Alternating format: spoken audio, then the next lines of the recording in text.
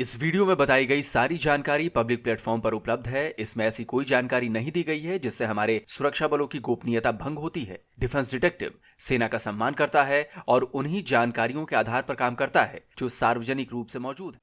आपको पता है, पाकिस्तान की पार्लियामेंट में पाकिस्तान के टूटने का ऐलान किया गया है। पाकिस्तान की पार्लियामेंट में ऐलान हो गया है कि पाकिस्तान का जो नक्शा भी आप देखते हैं वो नक्शा फिर से बदलने वाला है या बदल सकता है बहुत जल्द। पाकिस्तान की संसद में ऐलान हो गया है कि पाकिस्तान के टुकड़े टुकड़े होने वाले हैं। आप लोगों को लग रहा होगा कि मैं मजाक कर रहा हूं, लेकिन चलिए वीडियो में देखिए कि मजाक है कि सच्चाई। नमस्कार दोस्तों, डिफेंस डिटेक्टिव में आप सभी का स्वागत है। एक और नया एपिसोड लेकर मैं हाजिर हूं। मेरा नाम है आलोक। तो दोस्तों, मैं पिछले कई साल से लगातार ये बात कहता आ रहा हूं कि आज नहीं तो कल बलूचिस्तान पाकिस्तान की गुलामी से आजाद होकर रहेगा। कल तक जो आवाजें बलूचिस्तान के पहाड़ों में छिपे जो फ्रीडम फाइटर्स हैं, वो अपनी जान बचाने के लिए जो लोग दूसरे देशों में भाग चुके जो बलोच हैं वो कह रहे थे, ठीक वैसी ही आवाजें आज पाकिस्तान की पार्लियामेंट में गूंज रही हैं। और यही आवाज पाकिस्तान के टूटने का सायरन बजा रही है। पाकिस्तान में फिर दोहराया जाएगा 1971।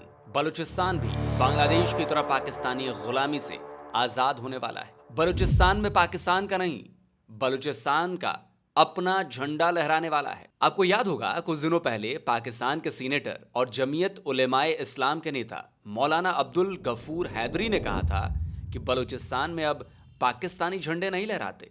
और अब नेशनल असेंबली के मेंबर और जमीयत उलेमाए इस्लाम के लीडर मौलाना फजलुर रहमान ने बलूचिस्तान पर एक हाहाकारी बयान दे डाला है। मौलाना फजलुर रहमान के इस बयान के बाद पाकिस्तान में खलबली मची हुई है। मौलाना फजलुर रहमान के बयान के मुताबिक 6-7 अजला में तो हुकूमत की रेट बिल्कुल ख़त्म हो गई है। तो मौलाना फजलुर रहमान साहब ने बड़ी ही एक गरजदार किस्म की तकरीर की है। मौलाना फजलुर रहमान पाकिस्तानी पॉलिटिक्स का एक बड़ा चेहरा है। सियासत से लेकर मजहबी मामलों तक में फजलुर रहमान का जो उनकी जो दखल है वो बहुत अच्छी खासी है। इमरान खान की सरकार जो बनी थी वो मौलाना फजलुर रहमान के सपोर्ट से ही बनी थी और उन्हीं के समर्थन से चल रही थी। और फिर जब उन्होंने समर्थन वापस ले लिया तो गिर भी गई। और इनका लिंक तालिबान से लेकर कश्मीरी आतंकियों तक से बताए जाते हैं। मतलब ये कि फजलुर रहमान का कोई बयान ऐसे ही नहीं आता, उसके पीछे बड़ी वजह होती है। और यही वजह है कि बलूचिस्तान को लेकर मौलाना के इस बयान ने पाकिस्तान की सियासत से लेकर पाकिस्तानी फौज तक में बवाल मचा दिया। तो सबसे पहले आपको बताता हूं कि मौलाना फजलुर रहमान ने बलूचिस्तान पर कहा क्या है। 17 फरवरी को नेशनल असेंबली में मौलाना फजलुर रहमान ने पाकिस्तानी सरकार और पाकिस्तानी आर्मी के धागे खोल दिए। पीएम शहबाज शरीफ को निशाना बनाया तो पाकिस्तानी आर्मी चीफ आसिम मुनीर को भी नहीं बख्शा। लेकिन सबसे बड़ी बात उन्होंने बलूचिस्तान को लेकर कह डाली। मौलाना फजलुर रहमान ने कहा कि बलूचिस्तान और पाकिस्तान के बीच की दरार अब खाई बन चुकी है। मौलाना ने कहा है कि बलूचिस्तान बस पाकिस्तान से टूटने ही वाला है।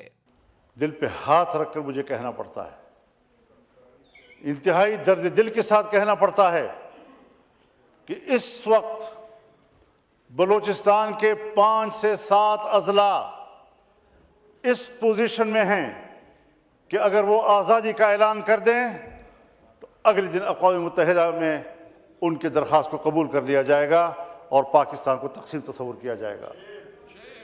सुना, पाकिस्तान की नेशनल असेंबली में मौलाना फजलुर रहमान ने पाकिस्तान के एक और बंटवारे की बात कह डाली है। ऐलान कर दिया है कि बलूचिस्तान के 1-2 नहीं बल्कि 5 से 7 इलाके जब चाहे तब आज़ादी का ऐलान कर सकते हैं। ठीक ऐसी ही बात मौलाना फजलुर रहमान के बगल में बैठे मौलाना अब्दुल गफूर हैदरी ने भी कही थी, जिसके बारे में मैंने आपको वीडियो की शुरुआत में बताया था। मौलाना फजलुर रहमान के इस बयान ने साफ कर दिया कि बलूचिस्तान के हालात कितने ज्यादा खराब हो चुके हैं।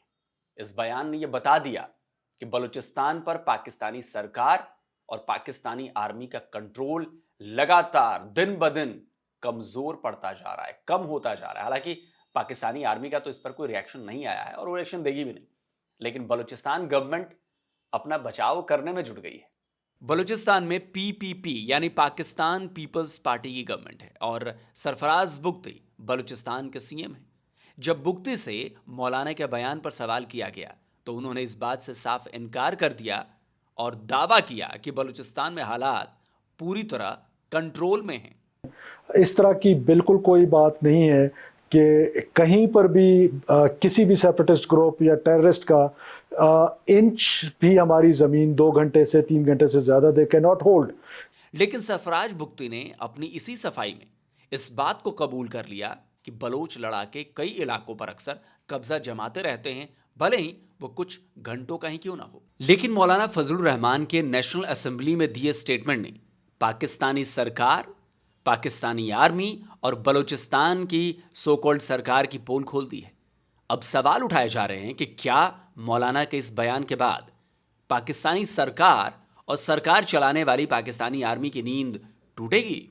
जी, तो ये है मौलाना फजलुर रहमान, और जिस तरह से ये बात कर रहे थे कि बिल्कुल बलूचिस्तान के इलाकों की बात कर रहे थे कि 5 से 7 इलाके एरियाज जो है वो बलूचिस्तान के ऐसे हैं जहां पर आज़ादी के लिए या वो लोग अलग होने के लिए अपनी जो है तहरीकें चला रहे हैं, अपनी मूवमेंट्स चला रहे हैं, और अगर उनकी आवाज़ जो है अगर वो उठ जाएं, उठ खड़े हों और इस बात को लेकर यूनाइटेड नेशन में जाएं तो यूएन वाले उनकी बात सुनने पर मजबूर हो जाएंगे। ये बात कही है मौलाना फजलुर रहमान ने, जो कि पार्लियामेंटेरियन भी हैं, बहुत अरसे तक जो है कश्मीर कमेटी के चेयरमैन भी रह चुके हैं, और हमेशा से मौलाना साहब की बात को तमाम ही पॉलिटिकल पार्टीज जो हैं वो काफ़ी सुनती हैं और समझती हैं या नहीं ये तो मैं कुछ कह नहीं सकती, लेकिन बहरहाल बलूचिस्तान के बारे में बहुत बड़ी बात मौलाना साहब ने कही है, और ये पाकिस्तान में रहकर उन्होंने कही है, पाकिस्तान में असेंबली में खड़े होकर उन्होंने कही है। मैं दावे के साथ कह सकता हूं कि मौलाना के इस बयान से क्या बलूचिस्तान की बगावत की आग भी लग जाए तब भी पाकिस्तान को चलाने वालों का स्टैंड नहीं बदलेगा। असल में ना तो बलूचिस्तान पर मौलाना का ये बयान कोई पहली बार है और ना ही वहां के बिगड़ते हालात। हां, बड़ी बात यह है कि इस बार बलूचिस्तान के 5 से 7 इलाकों के आजाद होने की यानी कि इंडिपेंडेंस उसने ले ली, ऐसी बात कही जा रही है। मौलाना फजलुर रहमान ने पिछले साल सितंबर में भी नेशनल असेंबली से पाकिस्तान की सरकार को चेतावनी दी थी कि अगर हालात नहीं संभाले गए तो बलूचिस्तान को पाकिस्तान से अलग होने से कोई नहीं रोक सकता। स्कूलों के अंदर, कॉलेजों के अंदर पाकिस्तान का तराना नहीं पढ़ा जा सकता, उनके अंदर पाकिस्तान का झंडा नहीं लहराया जा सकता, उनके क्लासों में पाकिस्तान का माशरती उलूम नहीं पढ़ाया जा सकता। बलूचिस्तान और खैबर पख्तूनख्वा में हुकूमती रिट खत्म हो चुकी है। और एक बार फिर मौलाना ने ताल ठोक कर पाकिस्तानी सरकार और पाकिस्तानी आर्मी को चैलेंज करके ये कहा है कि ना तो खैबर पख्तूनख्वा में और ना ही बलूचिस्तान में पाकिस्तानी सरकार और पाकिस्तानी आर्मी का कोई वजूद है। उन्होंने साफ कहा कि पाकिस्तान की सरकार बस कठपुतली सरकार है और पाकिस्तान के सारे फैसले एस्टेब्लिशमेंट यानी आर्मी ले रही है। कि इस वक्त 2 सूबों में हुकूमत का कोई रिट मौजूद नहीं है, और अगर मैं आज वज़ीर आज़म से यहाँ होते और उनके खिदमत पे बसद एहतराम ये अर्ज़ करता कि कबायली इलाकों में क्या हो रहा है, उसके साथ मुत्तसिल अज़ला में क्या हो रहा है, बलूचिस्तान में क्या हो रहा है, तो शायद वो यही कहते हैं कि मुझे उसका कोई इल्म नहीं है। अगर मेरा हुक्मरान जिस हैसियत में भी है मुल्की मामलात के बारे में इतना बेखबर है, और मुझे याद है एक ज़माने में हमने मिलकर काम किया है, अफ़गानिस्तान हमारे जरगे जाते थे और मैंने जब उनसे पूछा तो उनको कोई इल्म नहीं था। कौन फैसले करता है, कहाँ फैसले किए जाते हैं? जिम्मेदार तो कल पाकिस्तान होगा, जिम्मेदार तो हुकूमत भी होगी और अपोजिशन भी होगी, जिम्मेदार तो पार्लियामान होगा, अवाम की नज़र में तो हम जिम्मेदार हैं। और हकीकत यह है कि इस मुल्क में कोई सिविलियन अथॉरिटी इस वक्त मौजूद नहीं है, कोई नज़रियाती सियासत मौजूद नहीं है। मुकम्मल तौर पर पाकिस्तान में ख़ास एस्टेब्लिशमेंट वो बंद कमरों में और अपने महल्लात में जो चाहे फैसला करते हैं और हुकूमत को उनके फैसलों पर अंगूठा लगाना पड़ता है। खैर, ये बात तो हम तब से जानते हैं जब से पाकिस्तान पैदा हुआ है। इसमें कोई नई बात तो है नहीं। मौलाना फजलुर रहमान ने यह भी कहा कि बंद कमरों में आर्मी देश के फैसले ले रही है और सियासतदानों को उसका अपोज करना तो दूर, उस पर सलाह मशवरा देने का भी अधिकार नहीं है। अब भाई मौलाना साहब, जिस नफरत और कट्टरपंथ की बुनियाद पर पाकिस्तान को बनाया गया था, जिन नालायक नेताओं ने पाकिस्तान को चलाया, वो इतने कमजोर थे कि पूरे पाकिस्तान में दीमक लग गई। पाकिस्तान की पैदाइश के बाद से ही, चाहे फ्रंट में आकर या बैकडोर से, पाकिस्तान को पाकिस्तानी आर्मी ही चला रही है और इसमें आप जैसे नेता भी शामिल हैं। खैर, बात तो बलूचिस्तान की हो रही है, तो बलूचिस्तान की बात करते हैं। पाकिस्तानी अखबार द एक्सप्रेस ट्रिब्यून की खबर आज यानी 19 फरवरी की है। बलूचिस्तान के बारखान में हथियारबंद लोगों ने 7 लोगों को बस से उतारकर गोली मार दी। मारे गए सभी लोग पाकिस्तानी पंजाब के रहने वाले थे और हमलावरों ने उनके आईडी कार्ड चेक कर उन्हें गोली मारी है। मेरा इंग्लिश में शनाख्ती कार्ड था, दूसरा मेरा जो भाई था उसको शनाख्ती कार्ड उसका देखा, उसने कहा मेरे पास नहीं है, उसको ताड़ के नीचे ले गए और गोलियां मारी उन्होंने, दहशतगर्दों ने। सारे पंजाब लोग कोयटा से मुल्तान जा रहे थे, रैशी बूढ़े वाला का रैशी हूँ मैं। क्या नाम है आपका? मेरा नाम जीशान मुस्तफ़ा, मेरे भाई का नाम अदनान मुस्तफ़ा है। उसको मेरे सामने तारा और उन्होंने फायरिंग की आवाज़ आई है, गोलियां भी मारी हैं। कितने बंदों को उतारा? 7 बंदों को तारा, सातों के सातों पंजाबी ही होते, वहीं पर मार रहा हूँ। 2 दिन पहले यानी 17 फरवरी को बलूचिस्तान के कलात और केच में फ्रंटियर कोर और लेवीज चेक पोस्ट पर हुए हमले में 4 जवान मारे गए थे। हालांकि बीएलए का दावा है कि उसके इस हमले में पाकिस्तानी आर्मी के 17 जवान मारे गए। अल जजीरा की यह खबर 14 फरवरी की है। बलूचिस्तान के हरनाई इलाके में एक ट्रक को विस्फोट से उड़ा दिया गया था, जिसमें 10 लोग मारे गए थे। फरवरी की शुरुआत में ही कलात में बलोच लड़ाकों का बड़ा हमला हुआ था। इसमें 18 पाकिस्तानी फौजी मारे गए थे, जबकि पूरे इलाके पर 10 से ज्यादा घंटे तक बीएलए का कब्जा रहा था। आपको यह खबर पाकिस्तान के किसी मीडिया हाउस में नहीं मिलेगी। द बलूचिस्तान पोस्ट के मुताबिक बीएलए ने 17 और 18 फरवरी को भी बलूचिस्तान में बड़े हमले किए हैं, जिसमें 13 पाकिस्तानी सैनिक हलाक हो गए। और ऐसे ही हमलों में कई बार आम सिविलियंस को भी निशाना बनाया जा रहा है, जैसे बारखान में किया गया। असल में बलूचिस्तान के लोगों की हमेशा से ये शिकायत रही है, आज की नहीं है, हमेशा से, जब से उन पर कब्जा हुआ है, कि पाकिस्तान का पंजाब बलूचिस्तान का हक मार रहा है, बलूचिस्तान के नेचुरल रिसोर्सेज से अपना पेट भर रहा है और बलूचिस्तान को उसके हिस्से की जगह भीख दे रहा है। सोचिए, बलूचिस्तान के तमाम प्रोजेक्ट्स में भी पंजाबी मजदूरों को काम दिया जाता है। बलूचिस्तान में पंजाबी वर्कर्स पर हमलों की एक लंबी फहरिस्त है। आपको केवल पिछले साल हुए कुछ हमलों की जानकारी देता हूं, इससे आप समझ जाएंगे। देखिए, 13 अप्रैल 2024 को डॉन में छपी यह खबर बता रही है कि तब बलूचिस्तान के नोशकी में पंजाब के 9 पैसेंजर्स को पहले तो बस से अगवा किया गया और फिर उन्हें गोली मार दी गई। मई में ग्वादर में 7 मजदूरों को सोते समय ही गोली मार दी गई। अगस्त में एक बार फिर पंजाबी मजदूरों को निशाना बनाया गया। बलूचिस्तान के मूसाखेल में हथियारबंद लोगों ने बस को रुकवाकर उसमें सवार लोगों के आईडी कार्ड्स चेक किए और पंजाबियों को, मतलब पाकिस्तानी पंजाबियों को चुन चुनकर बाहर निकाला और गोली मार दी। इस हमले में 23 लोग मारे गए थे और अब एक बार फिर बलूचिस्तान में पंजाबियों को टारगेट किया गया है। अब देखने वाली बात यह है कि पाकिस्तान के लोग इसे समझने के बजाय बलोचों पर ही आरोप लगा रहे हैं। बलूचिस्तान में चाइनीज इन्वेस्टमेंट आई तो बलोच मिलिटेंट्स ऑर्गेनाइजेशन ने क्या किया, उन्होंने चाइनीज को टारगेट करना शुरू कर दिया। मुझे ये बताएं कि ये कैसे मुमकिन हो सकता है कि किसी मुल्क के अंदर इन्वेस्टमेंट आए और इन्वेस्टर को टारगेट किया जाए? कौन से लोकल लोग होंगे कि जी मैं इस इलाके में रहता हूं, मेरा इस इलाके में कारोबार है और मैं कहता हूं जी ठीक है, बाहर से लोग आए हैं, मैं इनको गोलियां मार के कत्ल कर दूंगा।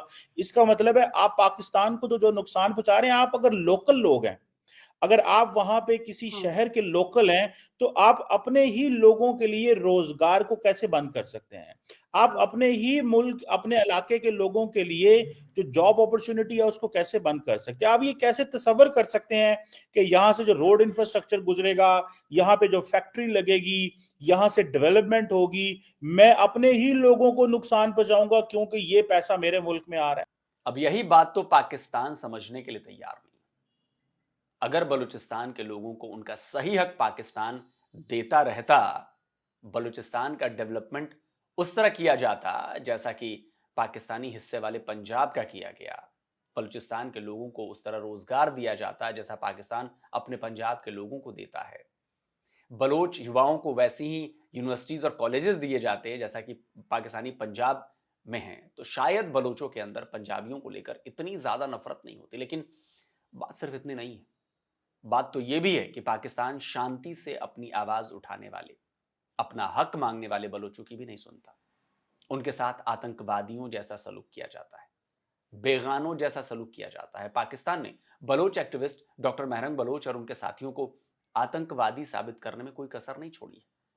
उन्हें हर तरह से टॉर्चर किया गया ताकि बलूचिस्तान में पाकिस्तानी आर्मी के किल एंड डंप पॉलिसी और फोर्स डिसअपीयरेंस को लेकर उठ रही आवाजों को कुचल दिया जाए। लेकिन बलोच कौम पाकिस्तान के आगे नहीं झुकी, और अब जैसा कि मौलाना फजल रहमान बता रहे हैं, बलूचिस्तान के कई इलाके आजादी की दहलीज पर पहुंच चुके हैं। अब ये आज ना हो, 6 महीने, साल भर, 5 साल बाद हो, 10 साल बाद हो, लेकिन बलूचिस्तान का आजाद होना तो तय, लग तो यही रहा है। चीजें बढ़ रही हैं उधर। बलोचों का पाकिस्तान की गुलामी को तोड़ना तय है और पाकिस्तान का एक बार फिर टूटना भी तय है। और ये मैं नहीं बोल रहा, ये आपके यहां के लोग बोल रहे हैं, और आपके former prime minister Imran Khan भी बोल चुके हैं। याद है ना कि पाकिस्तान के 3 टुकड़ों में टूटने का खतरा है। तो यह मत कहना कि भारत की साजिश है। मैं भारतीय हूं इसलिए बोल रहा हूं। मैंने आपको दिखाया कि आपके यहां के लोग बोल रहे हैं, पार्लियामेंट में ऐसी बातें चल रही हैं, आपका फॉर्मर पीएम बोल चुका है ऐसा। मेरे इसमें से एक भी बयान नहीं। तो गाली देनी हो तो मौलाना फजल रहमान को दो, इमरान खान को दो, और वो जो एक और मौलाना था जो अभी 3-4 दिन पहले मैंने वीडियो बनाया था, उसको जाकर दो। मुझे मत देना, या भारत को मत देना कि भारत की साजिश है, राह की साजिश है। दोस्तों, इस वीडियो को ज्यादा से ज्यादा लाइक करना है, ज्यादा से ज्यादा शेयर करना है। बलोचों की आवाज यूनाइटेड नेशन तक पहुंचानी है, समझ रहे हैं ना? तो इसे शेयर करिए धड़ाधड़। और जिन दोस्तों ने डिफेंस डिटेक्टिव को सब्सक्राइब नहीं किया है, भाई चैनल को सब्सक्राइब करिए, ये बिल्कुल फ्री है और यहीं पर आपको मिलती है बिल्कुल ऑथेंटिक न्यूज। कोई हवा हवाई बातें नहीं, कोई लफाजी नहीं, रेफरेंस के साथ, सबूतों के साथ, हर दावा, हर बात सबूतों के साथ में बेल आइकन जरूर दबाइएगा, जिससे हमारे द्वारा अपलोड किए गए हर वीडियो की जानकारी आप तक फौरन पहुंच जाए। जल्द मिलता हूं एक और नए वीडियो के साथ। नमस्कार, जय हिंद। तो अगर आप चाहते हैं मुझसे बात करना, मुझसे कोई सवाल पूछना, तो फैन कॉल पर आप मुझसे कनेक्ट हो सकते हैं। फैन कॉल में ये सुविधा है कि आप अपने हिसाब से वहां पर जाकर टाइम स्लॉट बुक कर सकते हैं कि आपको फलाने दिन मुझसे बात करनी है, फलाने टाइम पे मुझसे बात करनी है। लेकिन ये भी बता दूं कि ये पेड सर्विस है,